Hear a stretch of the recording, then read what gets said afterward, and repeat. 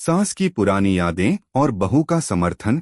एक सास बहू की कहानी। यह कहानी एक छोटे से गांव की है जहां दो पीढ़ियां आपस में बसी हुई थीं।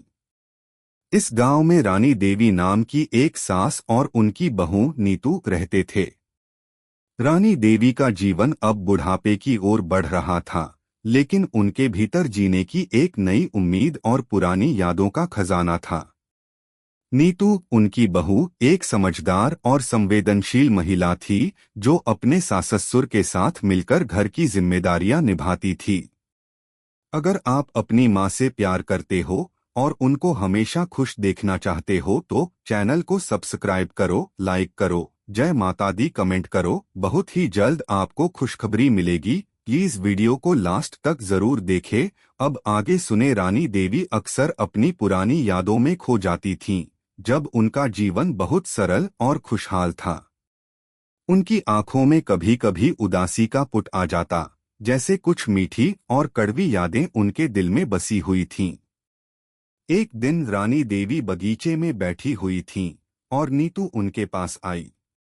वह जानती थी कि सास की मनोदशा कुछ ठीक नहीं है, इसलिए उसने धीरे से पूछा, माँ, आप बहुत चुप क्यों हैं आजकल?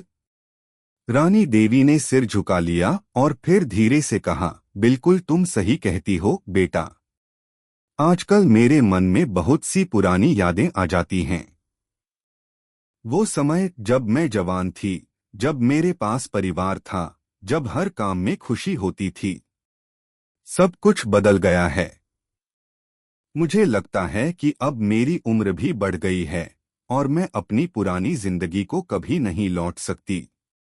नीतू ने ममता से उनकी तरफ देखा और फिर उनकी हाथों को पकड़ते हुए कहा, माँ, क्या आप मुझे अपनी पुरानी यादें बता सकती हैं?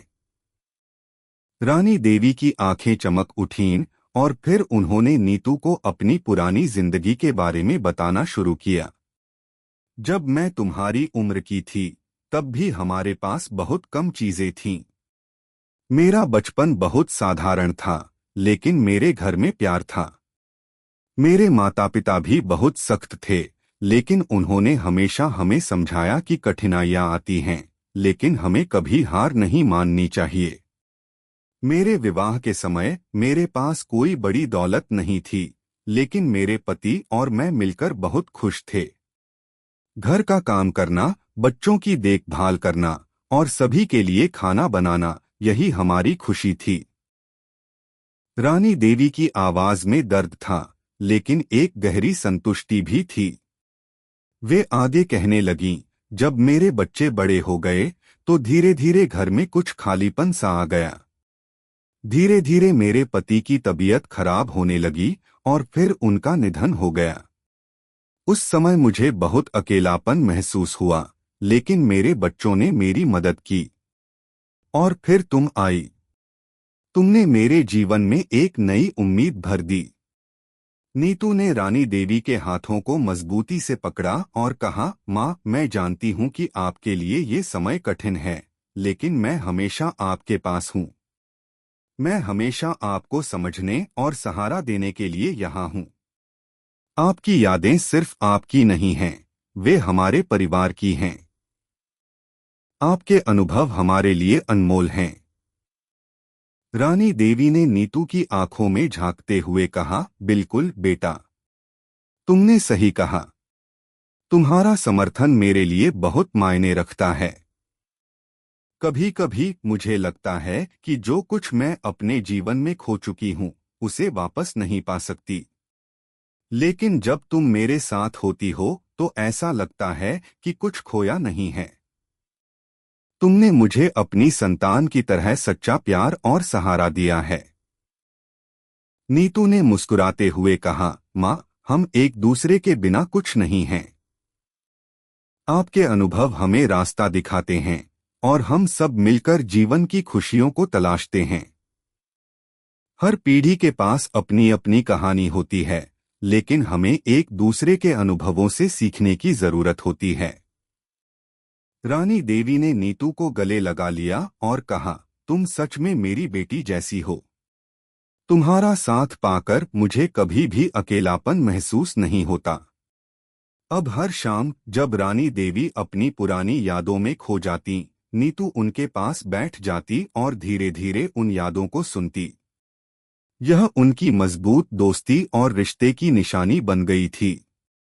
नीतू ने सास के अनुभवों को न सिर्फ सम्मान दिया, बल्कि उन्हें समझा और सहारा भी दिया। कुछ महीनों बाद रानी देवी ने नीतू से एक और बात कही, बेटा, तुम बहुत समझदार हो और तुमने मेरी मदद की है।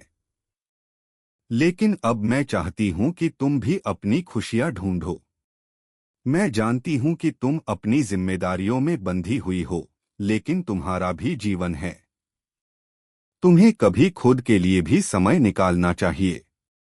नीतू ने सिर झुकाकर कहा, माँ, मैं यही कर रही हूँ। आपके साथ रहते हुए मैंने सीखा है कि जीवन की असली खुशी वही है जब हम एक दूसरे का साथ देते हैं। आपके अनुभव मेरे लिए सबसे बड़ी शिक्षा हैं। मैं हमेशा आपके साथ हूँ और मैं जानती हूँ कि मेरे पास सब कुछ है क्योंकि आपके जैसे प्यार भरे रिश्ते हैं। रानी देवी की आंखों में आंसू थे, लेकिन वे खुशी के थे। उन्होंने नीतू को गले से लगा लिया और कहा, बिल्कुल बेटा। जब हम एक दूसरे के साथ होते हैं तो जीवन की कठिनाइयां भी आसान हो जाती हैं। यह सास और बहू का रिश्ता था जो समय के साथ मजबूत हुआ। एक सास ने अपनी पुरानी यादों को बहू से साझा किया और बहू ने सास को सहारा और समझ दी। दोनों ने मिलकर अपने जीवन को समझा और एक दूसरे के सहारे जीवन के इस कठिन सफर को सुंदर बना लिया। कहानी का संदेश यह था कि सास और बहू के रिश्ते में प्यार, समझ और समर्थन होना चाहिए। जब एक दूसरे की यादों और भावनाओं को साझा किया जाता है तो रिश्ते और भी मजबूत होते हैं। यह दोनों पीढ़ियों का एक साथ जीने और एक दूसरे का साथ देने का उदाहरण था। कैसी लगी आपको कहानी? प्लीज कमेंट करो, लाइक करो, सब्सक्राइब करो। धन्यवाद।